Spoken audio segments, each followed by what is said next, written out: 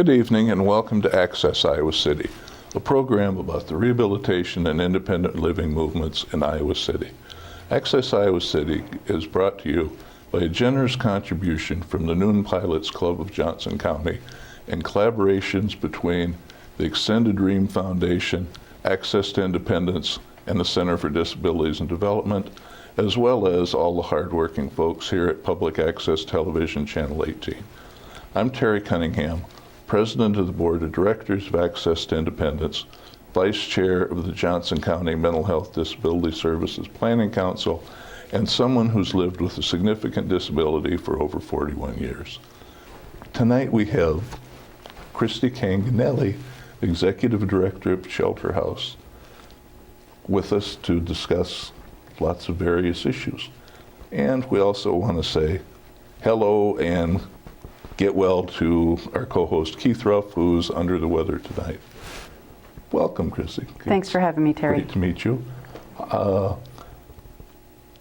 guess lots of issues with homeless and shelters and that, and kind of going back, I mean, homelessness is certainly something that has existed forever, but I think how it's been dealt with over the years has changed considerably, and going to talk about that a little. Yeah, we didn't really talk much about it as far as a nation until the 1980s, which really I think corresponded to the changes in institutionalization and care for people with serious mental disabilities, serious mental illness. I think that also, along with significant numbers of veterans following the Vietnam War experience and chronic homelessness that they experienced, we started to see that discourse happening at a national level, and started to look at how we were caring for people or not caring for people who were experiencing homelessness in our nation. And then just beginning to understand the magnitude of that in the years that followed. And I'd say that our experience in our own community mirrors that journey and how we responded to it initially by essentially just providing a place for people to sleep without much support or service attached to it, to then evolving and developing over years to providing a great deal of depth and service and support and actually helping people to move beyond homelessness. And I think that's extremely good description, and I think it was because of those two groups, folks who were veterans coming back and folks who were coming out of institutions, that it put a whole different face on who homeless individuals were, and everybody seemed to think prior to that the stereotype were people who didn't want to work, people who had substance abuse issues, and that if everybody just showered, put on clean clothes, they could go out and automatically become a member of mainstream society.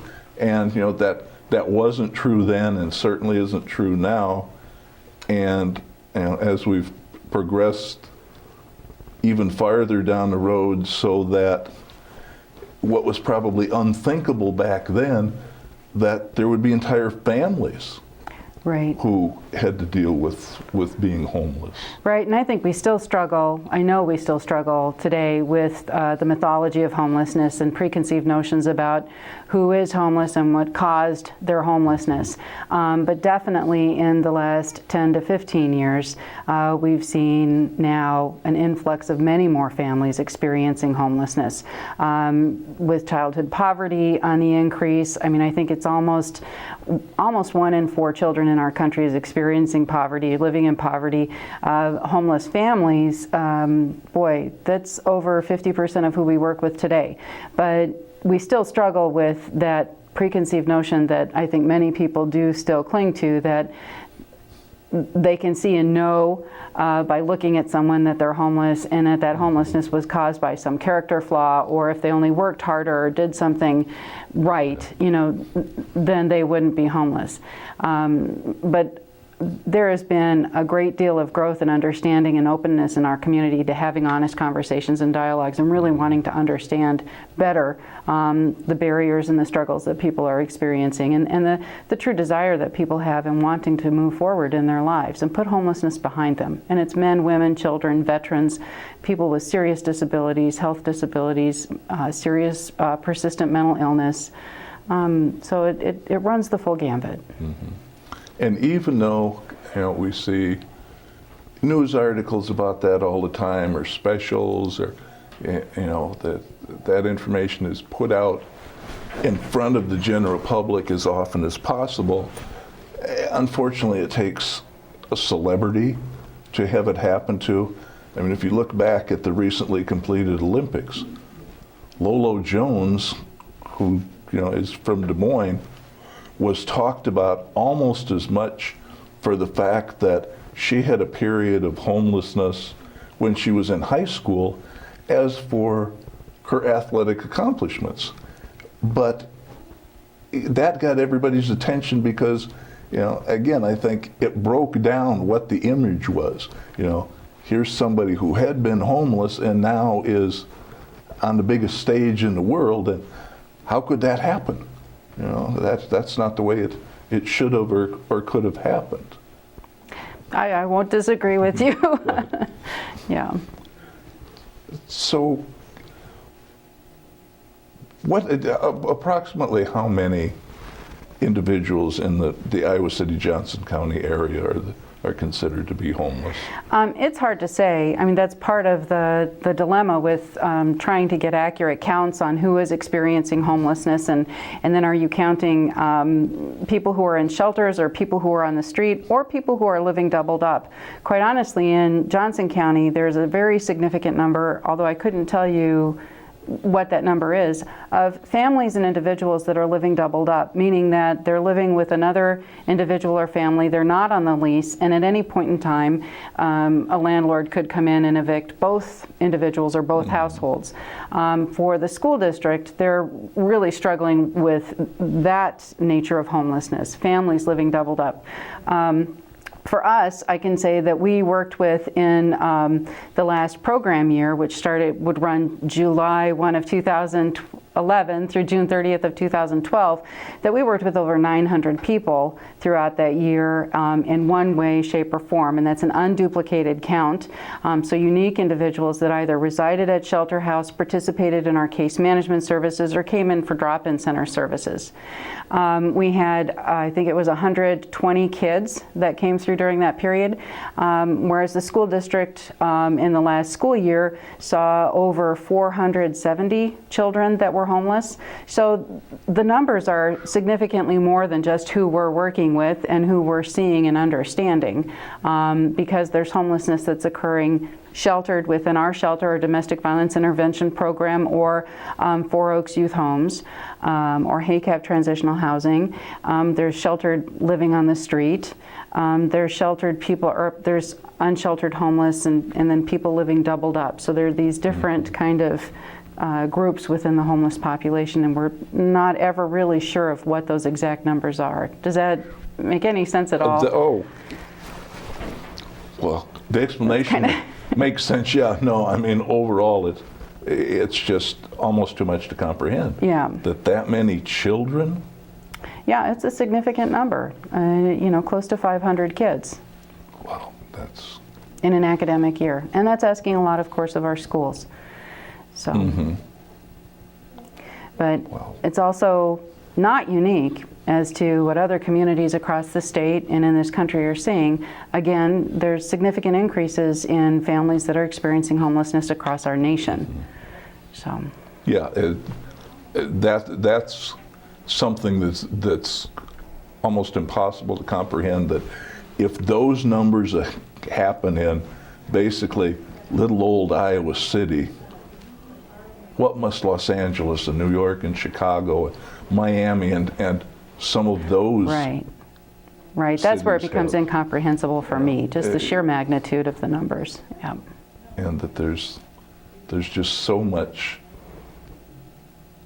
unmet need out there that it just, Yeah, and so then you can look at a celebrity, if you will, and the experience that Lolo Jones had and the spotlight that was shone on her and her accomplishments, and understand that it's imperative that there are resources, supports, and services that exist in our communities that are there, able to respond, knowing what the resources are, and meet people where they are so that they can help those families, those individuals, those veterans move forward and not get lost within that cycle of homelessness. It's simply imperative. is there any, I mean, I haven't heard of anything, is there any report or statistics on whether giving to homeless services in general spiked any after or around or I after wouldn't- the Olympics slightly? No, I can say from our own experience, no. No. Okay, since that Yeah. frequently happens when celebrities get involved. Yeah. What all services do you provide? Yeah, we have a continuum of services that start with the most essential service, which is that's our shelter bed. So we, at the new facility, which we moved into in November of 2010, so we've been there almost 2 years now, we have 70 beds, and 56 of those beds are what we consider to be straight out shelter beds, meaning that people can stay there for anywhere from a couple of weeks to 90 days. If they're having more of a transient stay, they're moving through our community, our involvement with them is going to be more superficial, connecting them with some local resources, making referrals, but the expectation is that they're not intending to stay and they're moving through.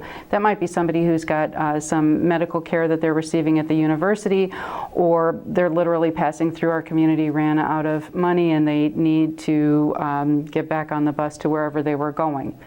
So very short-term stay. That's about 10 to 12% of who we work with. The rest of the folks who are with us either have that 90-day stay, and they're working with a case manager through our STAR program, which stands for Supported Training and Access to Resources.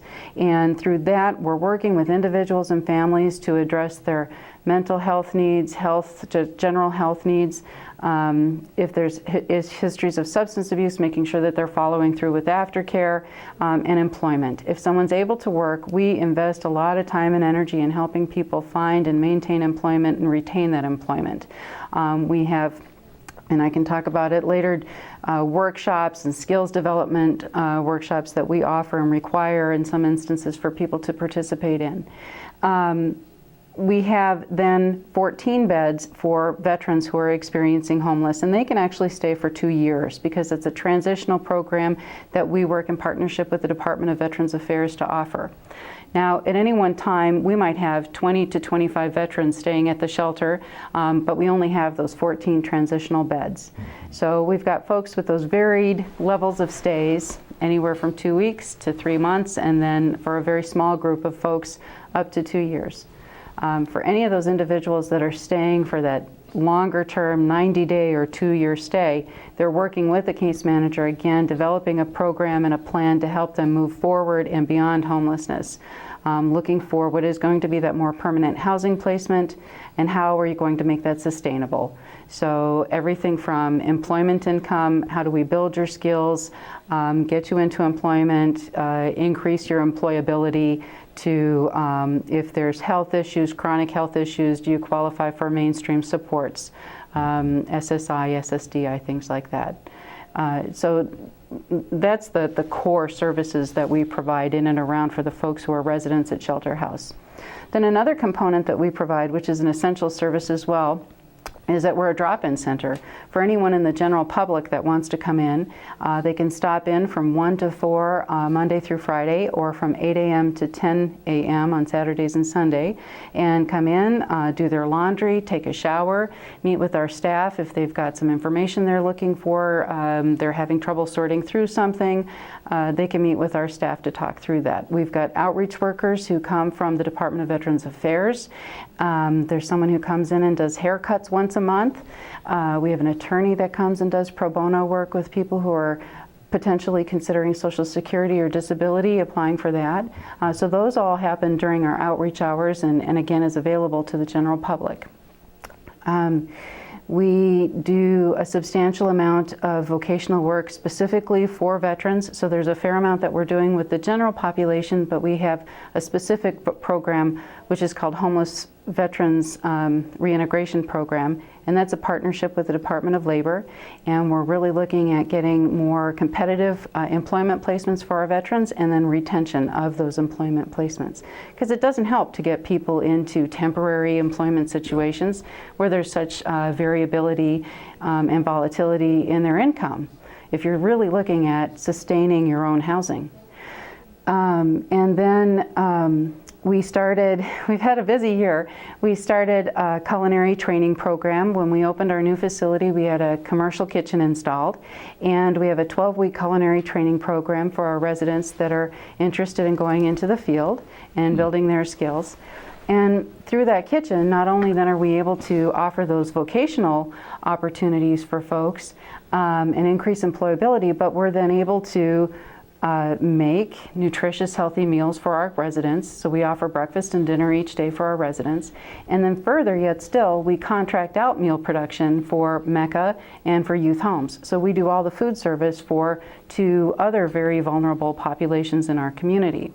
And then we're open it for catering and contracting for businesses if they'd like to, have a business lunch with us. We're happy to do that. And it helps us to create a different image and understanding of who we are, what we're doing, and that folks who are staying at Shelter House are really invested in becoming self-sufficient. Mm-hmm. So we opened a deli in partnership with the University of Iowa, and it's over at the University Services Building, and so that's expanded our training opportunities, and that opened in July. And then in 2011, we started permanent supportive housing. We've adopted the fair weather model of housing, and we're working with an organization called Tasks Unlimited.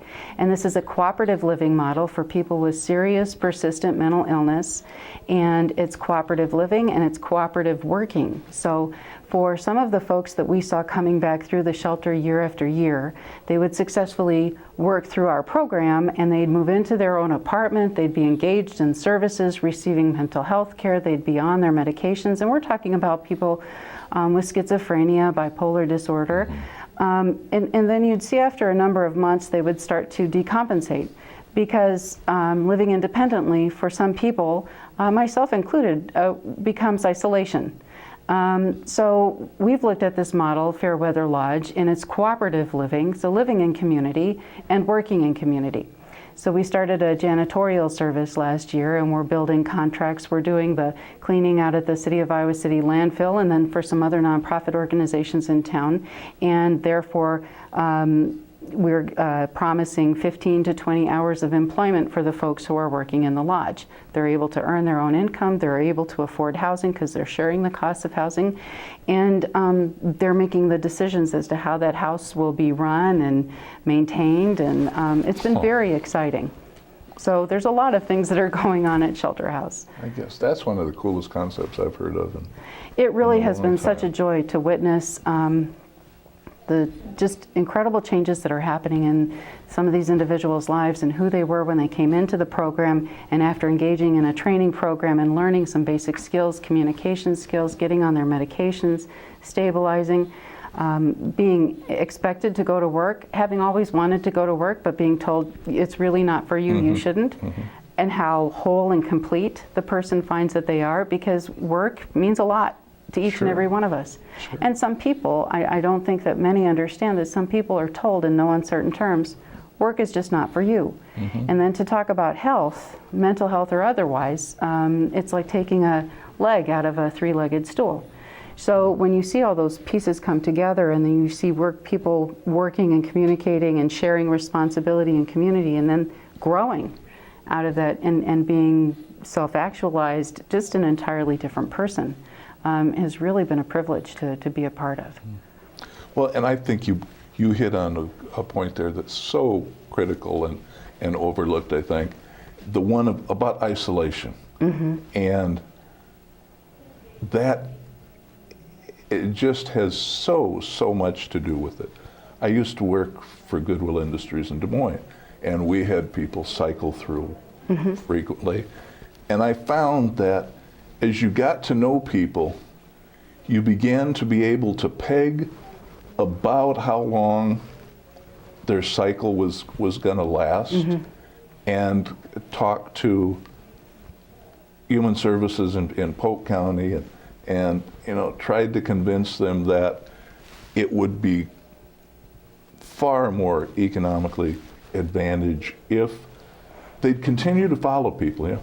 Everybody seems to think 90 days is the magic number, and if you can maintain for 90 days, boy, it's smooth sailing after that. But it really isn't. And and a lot of times all folks need is a phone call every month, maybe.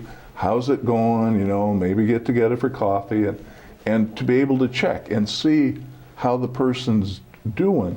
And that would, I'm under no delusion that would solve all the problems, but I think it would extend the stays out more and more, because every time somebody crashes and starts again, you hear, okay, this time I know I gotta stay on my meds. I can't go off my meds. But the longer folks stay out and are functioning pretty well, then, and not to be nasty, that little voice starts saying, well, you don't need them this time. Right. You don't need them this time. Right. And they slowly back off their meds, and it's disastrous.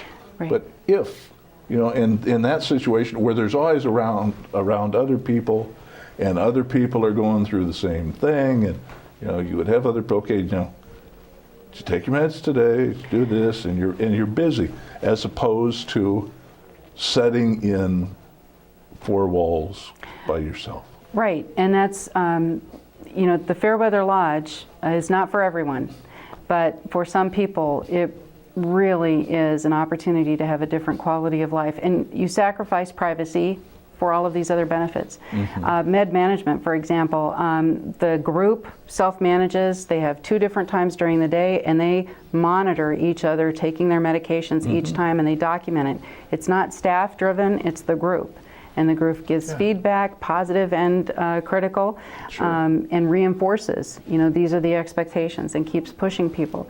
And you really do find that it's an entirely different level of stability and continuity that people maintain. So it really does work. Oh, I'm sure it does. And I think that one of the big advantages there is, as you say, not having staff, not having somebody who's supposedly normal telling you what's going on. Having a peer do it.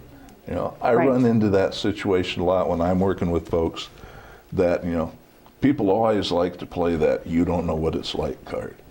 And I used to have to keep from laughing when I'd be in some kind of a staffing at Goodwill, and somebody who'd been doing whatever would get to the point of, well, you don't know what, and you could see suddenly them trying to bite their tongue to keep from saying, it's like. Right. Oh no. I think I do. when you talk to somebody else who's going through the same stuff you are, and get away with saying a lot more stuff than a volunteer or a staff person could say. Yep. It resonates differently. So much, and that's one of the issues we talk about during deinstitutionalization now and moving folks back into the community, is if you don't have some kind of a plan, a social plan for folks, so that when they get out in the community, they've got something to do. Moving them from a 600-bed institution into a 1-bedroom apartment, if they've got nothing to do, you're just moving them from a big institution to a little one. And people just really need that support. Though I'm pretty sure what the answer to the next question is from already talking. Is there any such thing as a typical profile for somebody who's homeless? No. Other than they don't have a home. That, and really trying to drive that that issue home to people has been one of my primary challenges, is that that's the only common thread. It's not a community. People don't share common characteristic traits or experiences or childhoods or anything. There's nothing defining other than they do not have a home. Other than that, there is such a broad spectrum of people, their experiences, their life experiences, educational backgrounds, health issues, everything. It's across the board. And one of the reasons why we were compelled to do a video recently, we're having an event at the Englert on October 10th called Question Your Assumptions, and the City of Iowa City has worked with us to develop a video that we're showcasing, if you will, several stories of individuals who have experienced homelessness, who we've worked with, and then some people who have supported us throughout the years, just talking. Because it's really imperative that people understand the diversity and the nature of people's experiences and how they fell into homelessness. And it's so often the things that we take for granted, and I'll use my own experience if that's okay. Sure. My family wasn't a wealthy family, but we had a home. My parents owned that home. There were 6 kids in our family. And through the different things that happened throughout my brothers and sisters' lives, my parents were always there, and so was our family home. When I went through a divorce, when my brother came back from the war, I've had a brother who's had very serious problems with alcohol, and when he's gone through treatment and tried to become sober and stay sober, a serious sister with bipolar disorder, each one of us have been able to go back to the family home and rely on the support and the resources that our parents were able to provide for us. And that wealth, and I don't mean wealth as in having a lot of money, but the wealth of family, the wealth of internal resources to draw upon, health insurance, these things that so many of us, not as many as before, but so many of us do take for granted. It's these issues that when people had some event, some trauma, some experience in their life that they didn't have, that family to go back to, that family home. Maybe their parents rented an apartment. You can't live with your family in a rented apartment if you're not on the lease for an extent, and you can't move your family back in with your parents. These individuals do not have that safety net, and that's all that Shelter House and the partner organizations that we work with throughout our community are trying to provide. And then the community and donors through us are providing for people who just don't have that safety net. That's kind of a rambling answer to your question. No, I can identify with that absolutely. And that is something that's changed so much. I didn't find out until my 30th high school reunion that I should have been ashamed of the area of town that I lived in, down on the avenues. Well, I lived in 2 brand new houses on the avenues. And there was lots and lots of starter homes, but a lot of them, folks moved in and stayed there. And, my folks stayed there 40-some years until my mom passed, and then my dad remarried, moved to California, and came back. But, and there were several of us who were talking about this at the 30th reunion. It was like, how bad could it have been? We thought we had things wonderful. And one evening, my mother and sister and I, youngest sister, were sitting around the kitchen table talking when from out of nowhere, she made the comment about it was so wonderful growing up rich. And my mother and I looked at her and was, where'd you get this from? So, well, we were rich growing up. No, we weren't. So my sister said, we had the biggest house in my block. My mom said, we had 8 kids. Of course it was the biggest house. Well, but we had different stuff for supper and lunch every day. A lot of the people I grew up with every week had the same thing. And I said, your father wouldn't eat that way.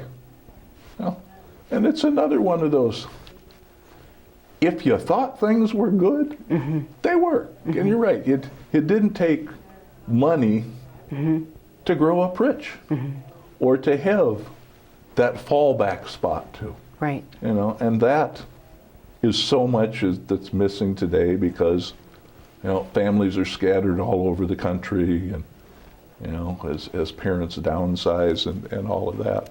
But that or just the generations of sport. job loss and family breakups, medical impoverishment, how that can affect one family from generation to generation. Oh. It's quite traumatic. So again, I think that if people stop to think of the different events that happened in their lives and where they were able to fall back on resources, who, what, and where, the folks that we're working with just do not have that. Oh, yeah. If they did, they would not be in the shelter.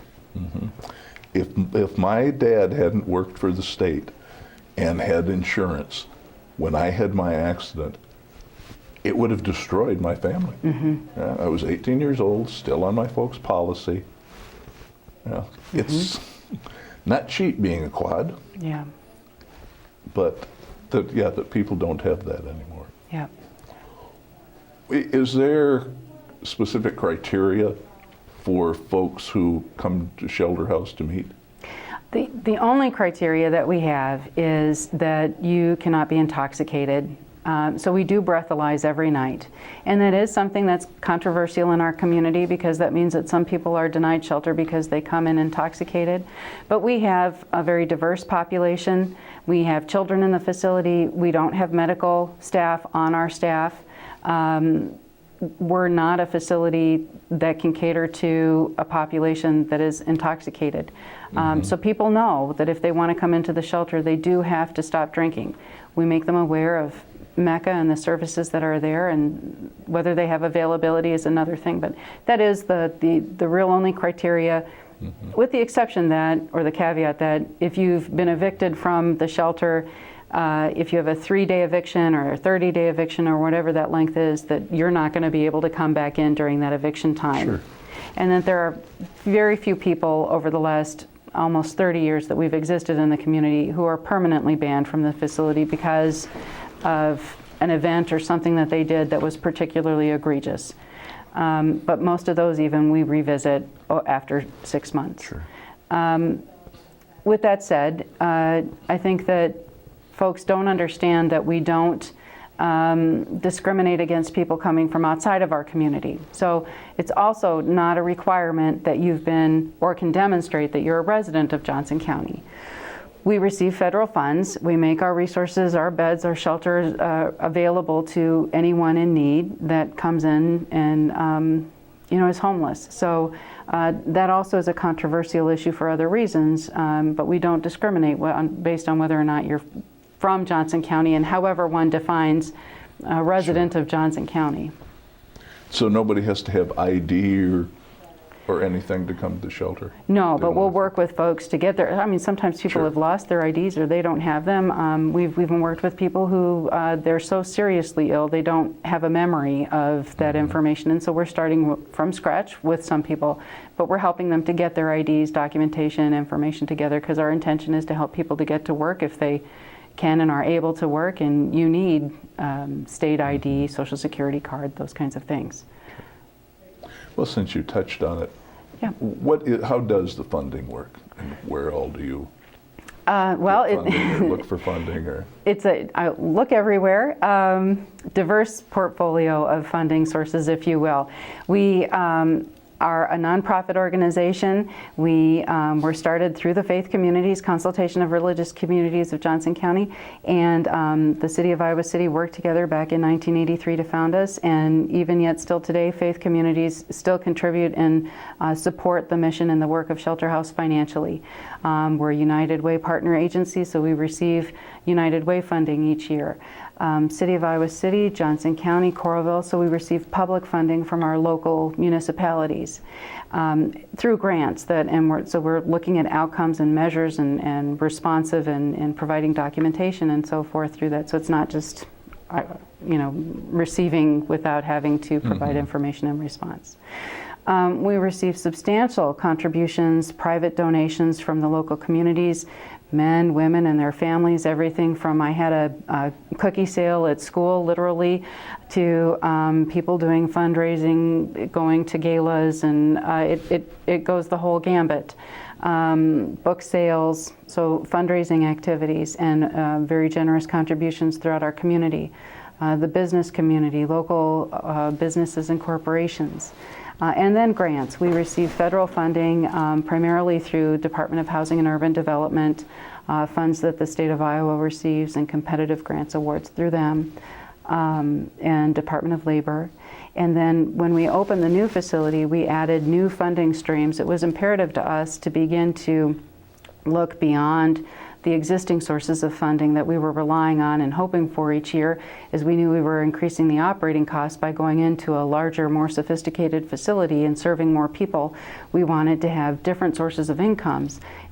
So that's where we started our catering business, our contract meals. That's generating revenue for us to offset the costs of operations of those programs. The janitorial services, when we're contracting out our janitorial work, again, raising funds and revenue for the shelter and our programs. The veterans, the transitional living program, we receive a per diem from the Department of Veterans as long as we're meeting the guidelines and policies and program requirements that we have in place with them. So different funding sources have been added where we're looking at generating revenue through either services that we're offering for sale, such as catering and things, to per diem funding from the Department of Veterans Affairs. So a broad spectrum of funding. And right now we're also trying to build an endowment so that we can generate a funding source that over time builds, and then we can receive a percentage of those funds in perpetuity. But that's a long-term goal. I would think. So how many staff and how many volunteers do you have then? We have about 150 volunteers right now at any given point in time. Volunteers helping with everything from working at the front desk during the evenings or during the day, to the volunteers who serve on our board of directors, volunteers who help with our fundraising events each year, and then professional volunteers that are coming in through partnerships with the University of Iowa in leading and facilitating our workshops that we do with clients, where we've got workshops on anger management, self-empowerment, life skills, housing, job placement, how to apply for jobs online, writing resumes, all these things. We're bringing in volunteers to help with that. We have a nurse-managed clinic that is all run by volunteers through the College of Nursing. Then for employees, we have about 28 employees right now. So our facility is staffed 24/7. We have 2 people on shift throughout the evening and overnight, and then and they have to stay awake, and they're working all throughout those hours. Then the staff in the kitchen during the days, and the case management staff who are working with the residents and helping them to manage their goals and plans and move forward in their lives. The vocational coordinators, the team for the Fairweather Lodge, all these different components. So about 28 staff in total, about 150 volunteers at any one point in time.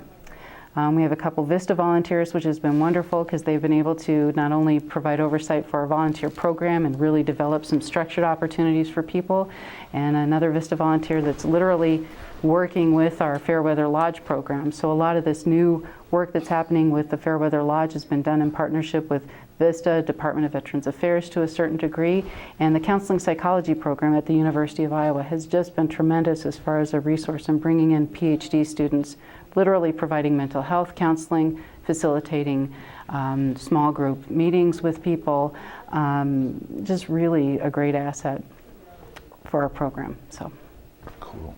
Yeah. Where would you say the gaps are in services in the Iowa City, Johnson County?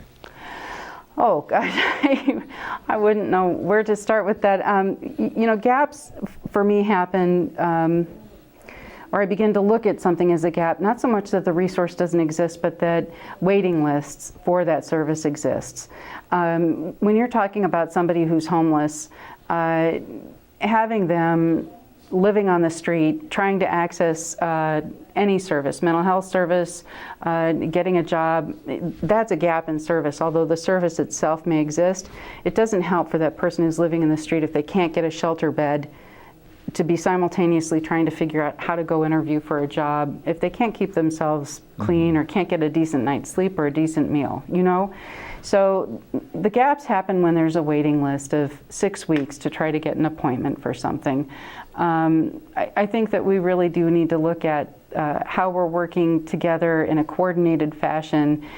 We've got great organizations and great support throughout this community, and really very passionate and smart, knowledgeable people that are working throughout our different organizations, and we're all taxed. There's more demand than there is available service.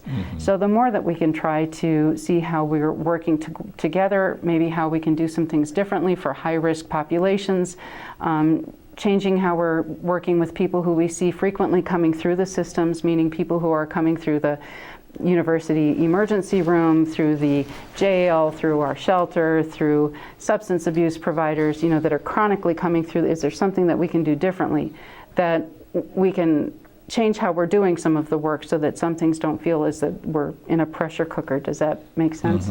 Which isn't necessarily answering your question about a gap, but it feels like a gap when you can't get somebody into a service, or it's 6 weeks until they can. Because the timing is everything for folks that we're working with and that many people are working with. It's not helpful to know that you could access that service in 6 months. Well, and is that more caused by lack of funding?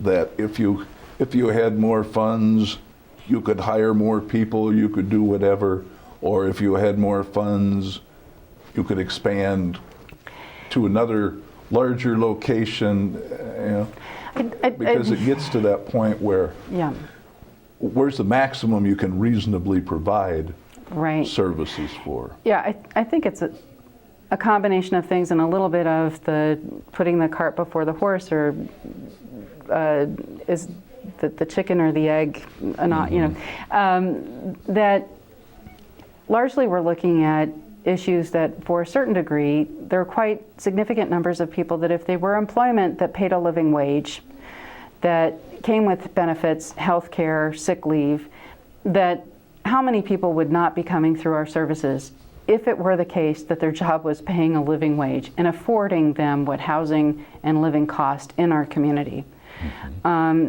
People guaranteed health care. How many people would be off the street or not, having to lean on the services of the crisis center or some of the other providers if they had health care, if they had jobs that paid a living wage? So trying to constantly provide services and compensate for the fact that there are some systemic issues that have deteriorated over several decades, and systemic changes, structural changes within our economy that have deteriorated people's livelihoods throughout several decades. That it's always going to feel like this, not to be overly cynical, but we're trying to address issues and meet people where they are when the causative issues come from, I don't have a job that pays what living costs, what my housing costs, I don't have health care, I don't have sick leave or paid leave, so that when my kids get sick, I'm making a choice between whether or not I'm going to go to work today and stay home with my child, or do I leave my child alone? You can't do that. Or do I risk losing my job? Or do I pay for the prescription for my child or my rent this month? And then added to that, housing affordability. So the combination of wages and what housing costs, what do we do within the economy to provide housing for people? If the market does not provide housing for what people are making on its own, then what do we as a community do and invest in to ensure that there are affordable housing options, and then not demonize people who need those affordable housing options, and to try to meet that need? To me, it's very convoluted, and to say which one comes first, it's not clear to me. I just know that it's all a combination of some equation that is not working very well in this community or across the country.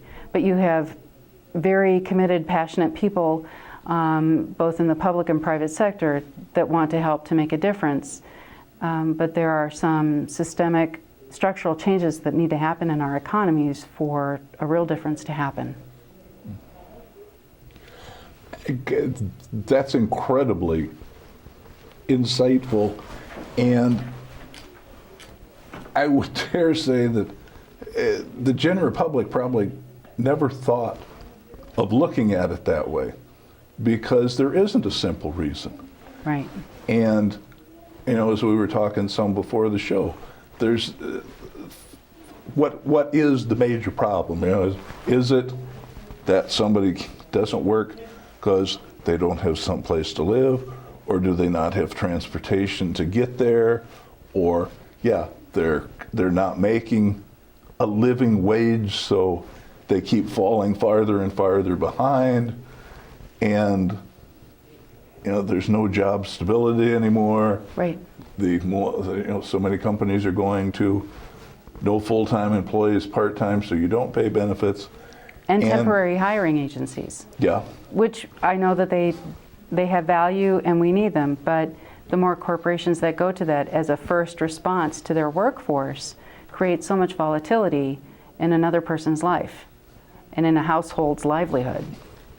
Yeah, and having seen that from a couple different angles, that's economy driven too. Mm-hmm. Places used to have huge warehouses full of stock that they just kept shipping out more and more. Mm-hmm. And as the economy dipped and there wasn't a call for it, they have all that, and they're so far ahead that they have to lay people off, and then there's a bump and the economy starts going back up, and they're not sure how long this is going to last for. Yep. So instead of hiring a whole new shift of people like they used to, they go to the temps, and it just, all those areas. Yep. To consider that it is a contributor to homelessness, and as you said, where's the responsible party or group to attack all those things? Right. And I am trying to think quickly whether that's is that a legislative issue?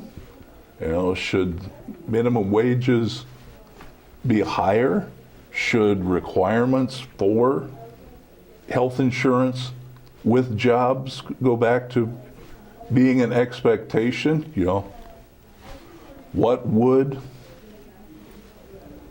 health care for everybody benefit? And what where would it really that cost? Be paid for? Yeah, exactly. Given the cost that we're seeing today, if we really understood the true costs of not having some of these things and having had some of these changes, or not having the wage keep up with what life costs, what are the true costs of these things? And one can look at social services, shelters, corrections, emergency room visits, all of these things needing to be considered as components of what the true cost of not having some of these other things in place. Exactly. And our shift in expectations. And it's constantly then a Band-Aid approach in trying to catch up. And it'll always feel like that until we start to address it beforehand at some other level. Yeah. And I think two of the areas that you mentioned that really nail it are emergency room costs, because ultimately people are going to go to an emergency room if they're ill, if they're injured, and they don't have health insurance, because that's the one place they can't be turned away. Right. Now, that $80 or $100 office visit is going to cost probably 10 to 20 times that much if you go to the emergency room. Right. We all know that. If all those costs were figured in, and corrections. Right. Studies are beginning to show that correctional facilities aren't far behind state institutions and such for having folks with mental illness and, right. and other disabilities. And right. There you get into did they have a mental illness and that's why they ended up in the correctional system, or did they end up in the correctional system right. and then get it, and they're just, God, that's just a fascinating concept. Mm-hmm. But you can see how it's inherently... it just all is results in folks not having a place to live. Right. And then once you have that kind of instability in your life and that exposure to risk and unknowns, then the longitudinal impacts that sit in. For adults, it's one thing. For children, it's a whole nother thing. And having repeated episodes of homelessness and that kind of instability in their lives, changing schools, all of these things that couldn't we avoid some of this? And then what are the implications that that then holds for the next generation coming up? As we have more and more children in our society experiencing homelessness, experiencing serious poverty in their lives, what are the implications for growing numbers of people of the next generation to come? It's quite daunting. Yeah, and we talk about, homelessness right now. How many people, in addition to all those, are 1 or 2 paychecks away from being in that exact spot? You forever hear people talk about, 1 paycheck and that would be a disaster. Well, those are really serious concerns. Right. And you stop to consider, if you lose your home or you lose your apartment or whatever, the simple cost of, no, not so simple, the cost required to get that back, to be able to put a Right. deposit, first and last month's rent deposit, to be able to put the deposits down for all the utilities and that. Well, if you were in a situation where you weren't making enough money to maintain where you were at, how is there ever an expectation that you're going to make enough to get back to that point again? How do you continue to exist yet put away probably a minimum of $1,000? Pretty close to it. Because you've probably, if you become homeless, you've probably lost all your furniture and Yes, you've lost everything. else with Yep. the house. So, it's not only you have to pay the Right. deposit, Right. get all the utilities turned back on, then you have to refurnish everything. Right. You're probably down to a bag full of clothing each, so all that just Yeah. And I mean, that's what we're working with every day, are those issues and people who are realizing that that's what's happening to them. And we don't have anywhere to refer people on. When people come to us, it's the last door that they're coming to, and it's the last stop. And so I find it incredibly insensitive when people think that folks are just, wanting to become homeless, they're coming to this shelter. They would not be there if they had anywhere else to go. And I think that it's difficult for people to understand that, which is good. If it hasn't been a part of their reality, I wouldn't wish it on anyone. But it's really difficult to wrap your mind around if you haven't, I've always had a problem with role playing or enacting things, this person's going to be blind for 2 hours, or this person's going to be doing that, or, during the winter they have these sleep out one night for homelessness and that. Yeah, I've been a part of that. I never quite understand why they don't do one of those in the summertime when it's 100 degrees. Yeah, There'd be an eye opener too. yeah. But everybody can survive one night in nastiness. Yeah, it doesn't come close. Let's have people spend a week in the wintertime homeless, or a week in the summertime, and really get a taste of what it is. And you'd certainly be a lot less likely to do that act. Just lazy.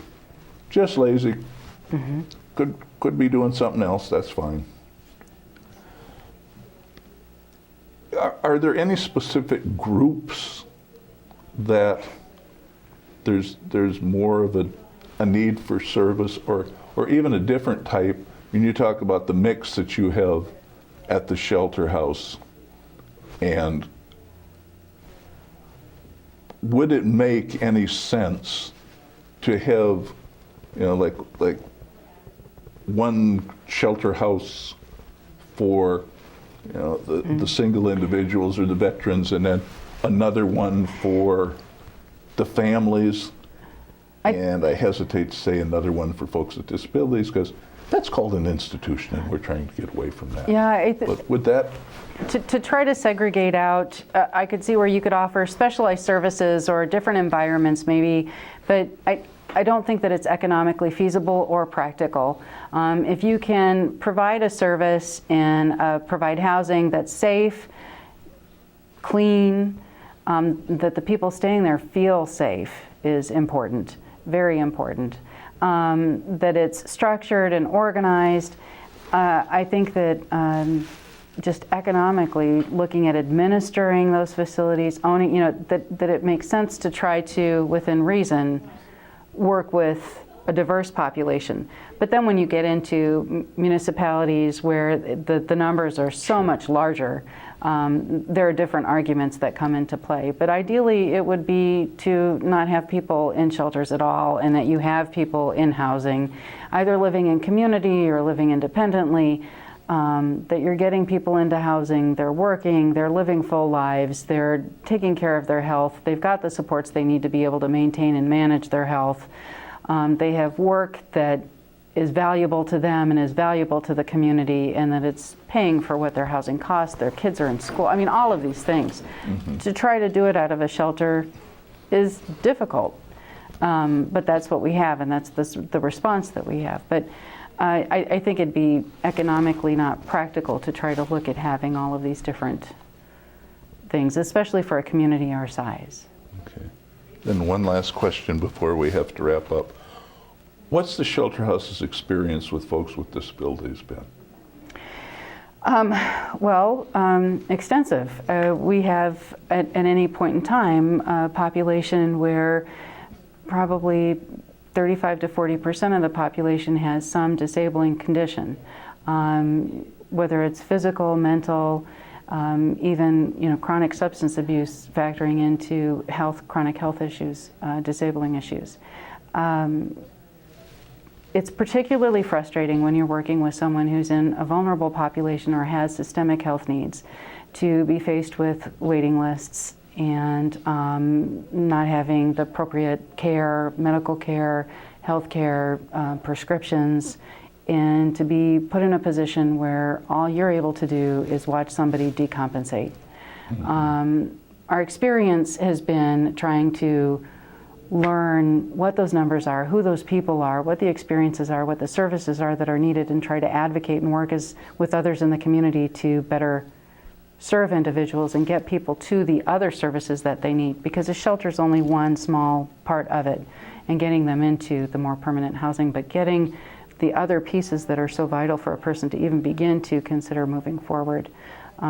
So there are some strong partnerships that exist in our community, but I think that there's a good amount of work that lies ahead of us to try to work with people who are in what we consider a very vulnerable population, and that is a growing population for us. We're seeing more and more people who we would consider vulnerable, who have serious disabling conditions, and it's even more difficult yet still once you're starting at the point that the person is coming through the doors of a homeless shelter. Well, I don't know if that answers your question. It does.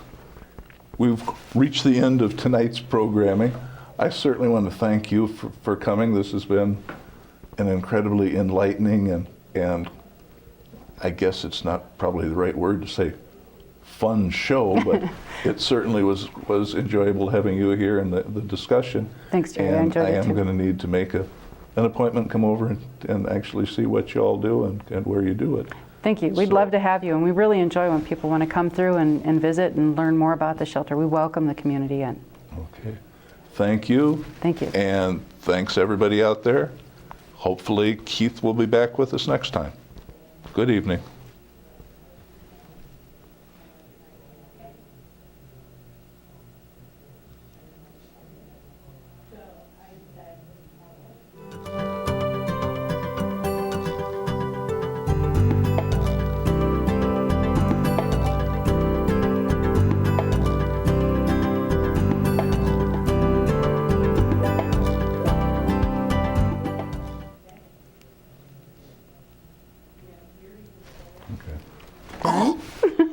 we had to have gone for an hour.